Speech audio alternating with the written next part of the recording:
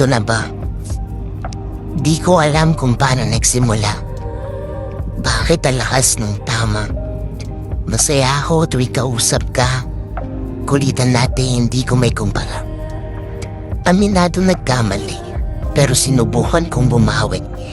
Pag-ami hindi madali, kaya nagsimula tayo muli.